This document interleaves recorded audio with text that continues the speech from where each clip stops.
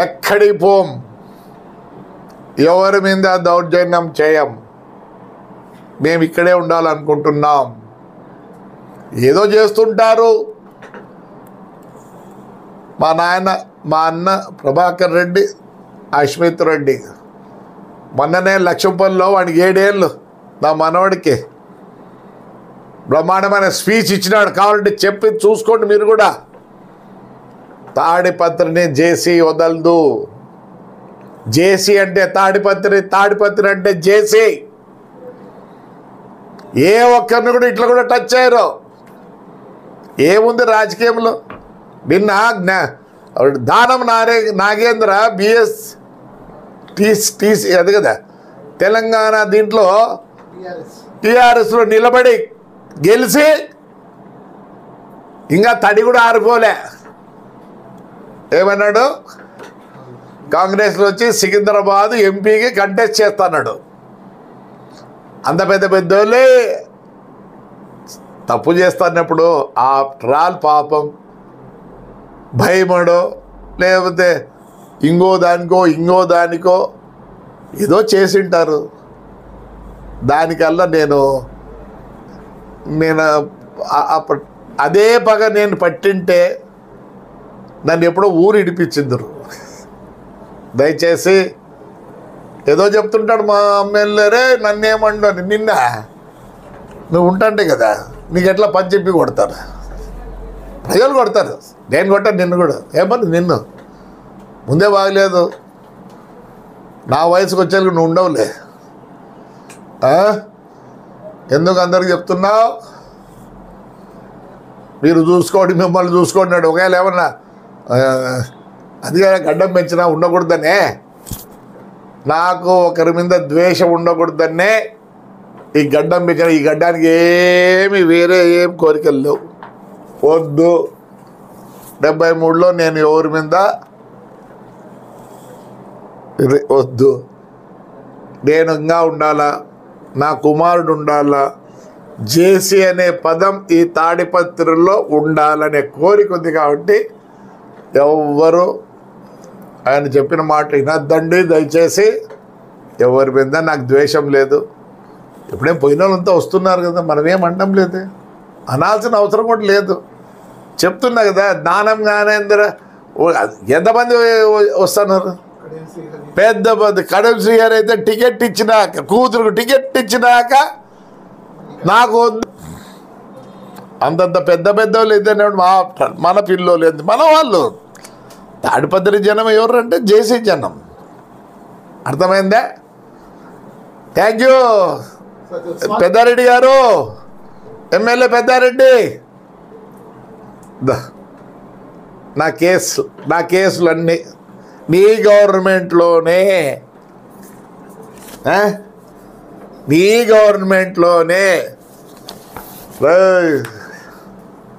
జేసీ అంటే ఏమనుకుంటాను? దొంగ కేసులు పెట్టించినావు. రేపు అదే నీ కొడుకును పంపిస్తే ఎట్లుంటుందిరా నీకు? నీ భార్య మీద పెడితే ఎట్లుంటుందిరా? కౌన్సిలర్ల మీద 307 పెడతావు, ఆడపిల్లల మీద. రాయలసీమలో ఒకటి ఉందిరా గొప్పతనము, శత్రు భార్య కానీ శత్రు పిల్లోళ్ళు వస్తే కూడా తల వంచుకొని పక్కగా పోతారు. మొత్తం నీకు ఫ్రాక్షన్ చేసేది కూడా రాదు. సిగ్గులే ఆడపిల్లోళ్ళు 307 పెట్టిస్తావా? వాడి దగ్గర ఉండే వాళ్ళు అందరూ చెప్తాను, నేను అబద్ధం చెప్తాను. రాయలసీమలో మర్డర్లు చేసుకునే టైంలో కూడా వాళ్ళ ఆడవాళ్ళు వస్తే తల దించుకొని పోయినాం, వాళ్ళ పిల్లలు వస్తే తల దించుకొని పోయినాం. నువ్వెక్కడ్రా? నువ్వు ఫ్రాక్షనిస్టా? పొద్దు నువ్వు లేదో చెప్తాను. ఏ ఫ్రాక్షనిస్ట్ నువ్వు? డమ్ అంటేనే బొక్క బోలం అనుకుంటావు. ఏదో నీ ప్రగల్భాలన్నీ మానుకో, హాయిగా ఉండు. నిజంగా చెప్తాను, హాయిగా ఉండు. 73 ఏళ్ళు ఎవరికి భయపడాల్సిన పనిలే. మైకుల్లో అన్ని ఇష్టం తిట్టిస్తావా? నీకు అది వచ్చేది అదే కదా తండ్రి. తిట్టు నాయన, తిట్టు. ఇంకా కొందరు ఉన్నారు అసలు వాళ్ళ పేర్లు తెలియదు, వాడు మైకులో తిట్టేది. దీనికి జవాబు చెప్పు. నువ్వు ఆనందపడ్డావు, నేను నా కొడుకు జైల్లోకి పోయినాక నేను అట్లా ఆనందపడ్డావు. అందరూ బాగుండాలనుకుంటా.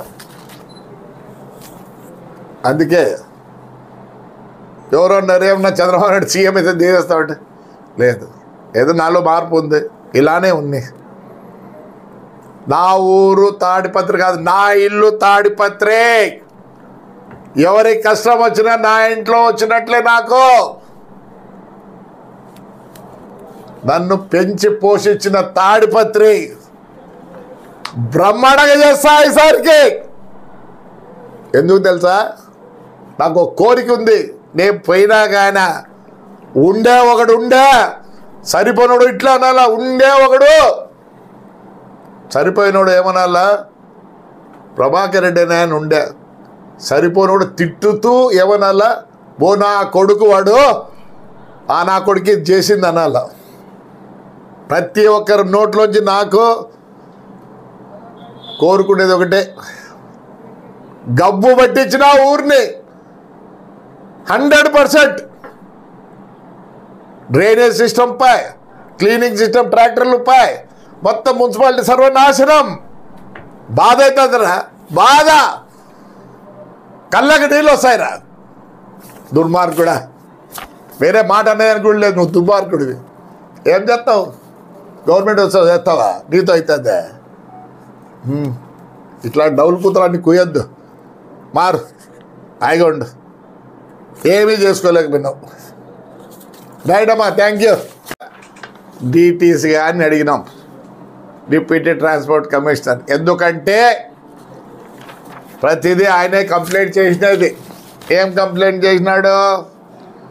దొంగవని ఏం రాసినాడు? చాసీ నెంబర్, ఇంజన్ నెంబర్ పక్కన పెట్టి ఒక్కో దానికి కేసు 1, 2, 3, 4, 5 అని. ఇప్పుడు ఏమంటుంది కోర్టు?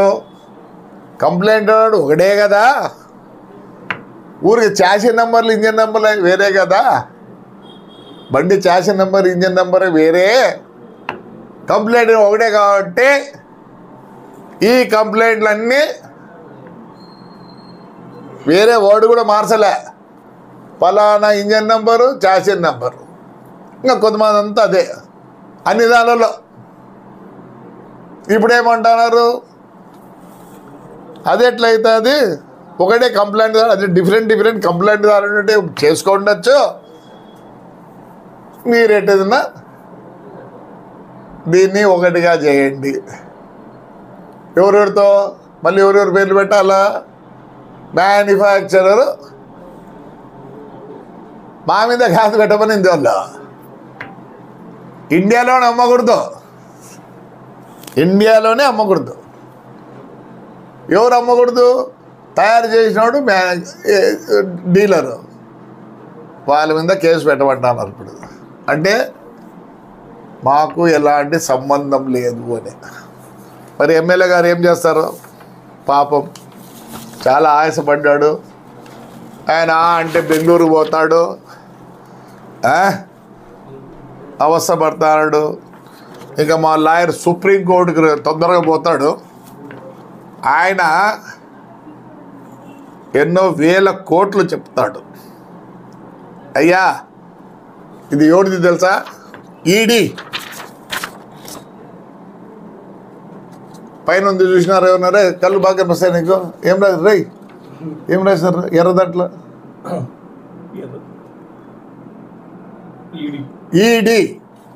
ఈడీ ప్రెస్ రిపోర్ట్ ఇచ్చినాడు. ఏం రాసినారు? ఇది ఏం రాసినారమ్మా? ED press release. మావాడు 50 కోట్లు 100 కోట్లు అంటున్నాడు. అమ్మా మొత్తము ఎన్ని కోట్లు తమ్ముడు? ఎడు చూడరా, 6,31,00,000. ఎంత? 6,31,00,000 ఫ్రాడ్ జరిగింటే. ఈయన ఒకటే 50 కోట్లు 100 కోట్లు. అదే సుప్రీంకోర్టు తొందరలో పోతానట్లే, సుప్రీంకోర్టుకు పోతాడు లాయర్. ఎందుకంటే చాలా సీనియరు. ఏమే ఒక వకీలు గారు ఒకరిని వద్దనుకున్నప్పుడు వాళ్ళ గురించి మాట్లాడకూడదు. అట్లా మాట్లాడిన వాళ్ళందరూ ఏం చేస్తారు, సుప్రీంకోర్టు తీసుకెళ్తారు. అర్థమైందా? లాస్ట్లో ఏం రాసినాడు, ఈడీ, ఇది ఎవరిది, ఈడీ ప్రెస్లో చెప్పినది. Further investigation is in progress including the role of the Ashok Leyland in the entire scam. ఇచ్చేసినారు, వాళ్ళు కూడా ఇచ్చినారు. అర్థమైందా? మా ఎమ్మెల్యే చాలా తగతగలాడుతా అన్నాడు.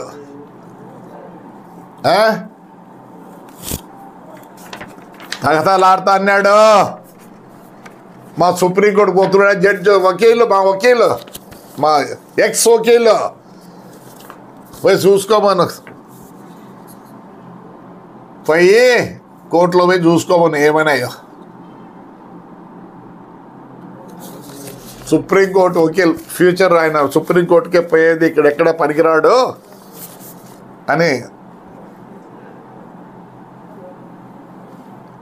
పోలీసు వాళ్ళ కేసులు ఇవి.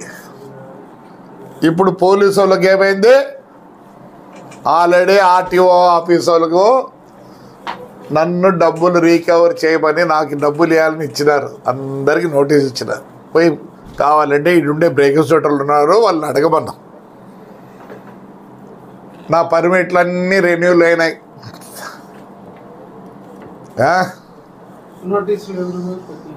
హోటళ్లకు, ఆర్టీఓలకు, డీటీసీకి ఇచ్చిన, కోర్టు ఇచ్చింది డబ్బులు కట్టమని, నా లాస్ అంతా కట్టమని ఇచ్చింది. ఆల్రెడీ నోటీసులు పంపించి చాలా రోజులే.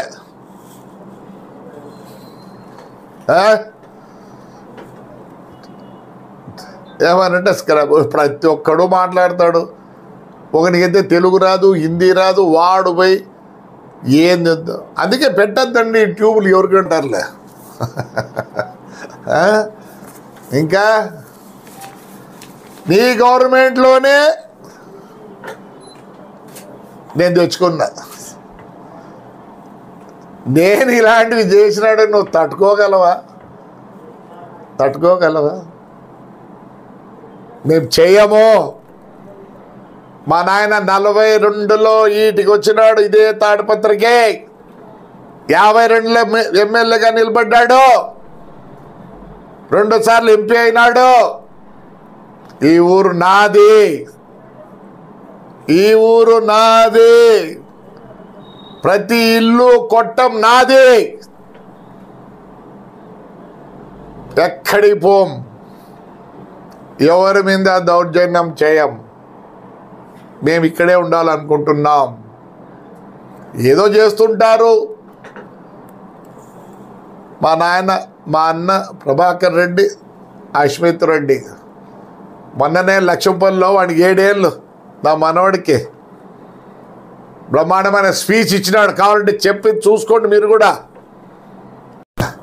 లాయర్ గారు, పెద్ద లీడింగ్ సుప్రీంకోర్టు లాయరు తాడిపత్రులు ఉన్నాడు ఒక ఆయన. మొన్ననే నా దగ్గరుండి పోయినాడు. ఎన్నో కోర్టు స్క్రాప్, తప్పకుండా జైలుకి పంపిస్తాడు నన్ను ఆ లాయర్. ఆయన సుప్రీంకోర్టు వరకు పోతాడు అనుకుంటా. తాడిపత్రి కోర్టు ఇచ్చిపెట్టే సుప్రీంకోర్టుకు పోతాడు ఆయన. ఆ పెద్ద ఆయన చెప్పినాడు. ఇంకా దాంతోపాటు మా ఎమ్మెల్యే ఉన్నాడు. ఏమనంటే స్క్రాప్, ఏమంటారు, స్క్రాప్ మీరు.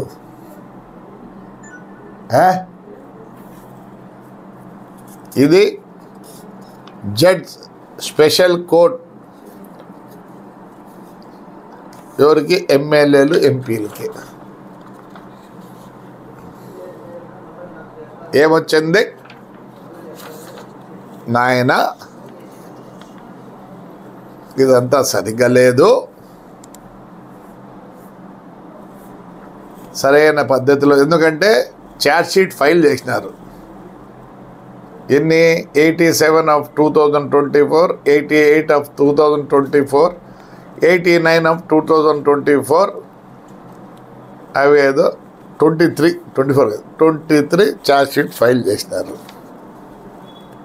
3 చేస్తే వెనక్కి పంపించినారు.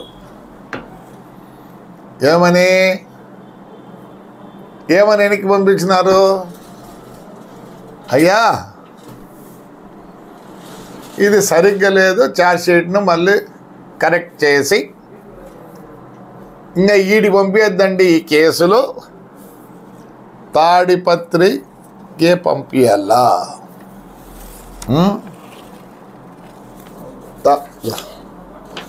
తాడిపత్రి జ్యుడిషియల్ మేజిస్ట్రేట్కు అక్కడి నుంచి పంపించారు. ఈ కేసులు ఇక్కడే మా మీద దండే పెడితే అవన్నీ రిటర్న్ అయినాయి. ఎవరికి?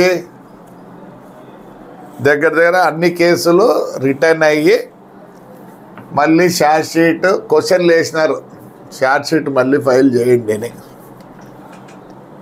ఏంపా ఇంకా విజయవాడ కోర్టులో ఇది లేదు. మేజిస్ట్రేట్ మాకు ఒక కాపీ వచ్చింది. ఇది మా లాయర్ ఒక ఆయన రేపమన్నాడు, ఆయన సుప్రీంకోర్టుకు పోతున్నాడు. ఆయన చెప్పాడు జైలుకి పంపిస్తా నాకంతా తెలుసు అని. Very good, thank you. ఆ లాయర్ గారికి థ్యాంక్స్ చెప్తాను. ఇంకోటి మెయిన్గా ఏమొచ్చిందంటే సుప్రీంకోర్టు జడ్జిమెంట్. ఇది సుప్రీంకోర్టు జడ్జిమెంట్ చూడండి ఏముందో పైన. సుప్రీంకోర్టు జడ్జిమెంట్ వచ్చింది, మాకు వచ్చింది. ఏమని? అయ్యా 2000 on from 1 April 2017 such vehicles that are not complete RBS6 కానేటివి ఏంటివి? such vehicles whether 2-wheelers, 3-wheelers, 4-wheelers or commercial vehicles will not be sold in the India by any manufacturer or dealer. ఏం రాసినారు? 2 వీళ్ళు కానీ 3 వీళ్ళు కానీ 4 వీళ్ళు కానీ బస్సులు కానీ లారీలు కానీ ఇండియాలో అమ్మకూడదు. ఎవరు? తయారు చేసినవాడు కానీ డీలర్స్ ఉంటారు కదా. ఇప్పుడు మన ఊర్లో హీరో హోండా కదా డీలర్స్ ఉన్నారు కదా, టాటా డీలర్స్ ఉంటారు, మన ఊర్లో ఉన్న టాటా డీలర్. అలాంటి వాళ్ళు కూడా ఇద్దరు అమ్మకూడదు. కొనకూడదని ఏడలేదో, అమ్మకపోతే కొనేది ఏంటుంటుంది? ఏమే అర్థమైందా? అమ్మకూడదు. బాగా రాసినారు మన పోలీసులు. కొన్నిని పేరు పెట్టినారు, అమ్మినోని పేరు పెట్టలే. ఏం పెట్టలే? అమ్మినోని పేరు లేదు. అందుకోసం ఏం చేసినారు? మొత్తము ఎన్నికి పంపించి ముందు వాళ్ళిద్దరి పేర్లు రాయండి. ఎక్కడ సుప్రీంకోర్టు ఈలే, కొన్నోడి పేరు ఈలే, కొన్నోని పేరు ఈలే. ఏం చెప్పినారు? ఇండియాలోనే,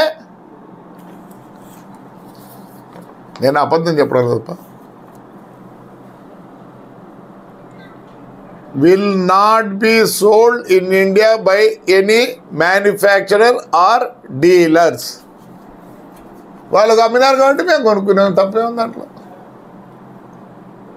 అప్పుడు ఎవరు వాళ్ళ పేర్లు ఎందుకు రాయలే? అమ్మినోని పేరు రాయలేదు కదా. అందుకోసమే మొత్తము మళ్ళీ పోలీస్ స్టేషన్కి వచ్చినాయి. మరి మా ఎమ్మెల్యే గారు మళ్ళీ పోయి ఒకసారి ప్రయత్నం చేసి, మా ఎమ్మెల్యే గారు మళ్ళీ ఒకసారి ప్రయత్నం చేసి ఏదైనా రాపియండి, మళ్ళీ పోయేదానికి రెడీగా ఉన్నాం. ఎమ్మెల్యే గారు మళ్ళీ పోయి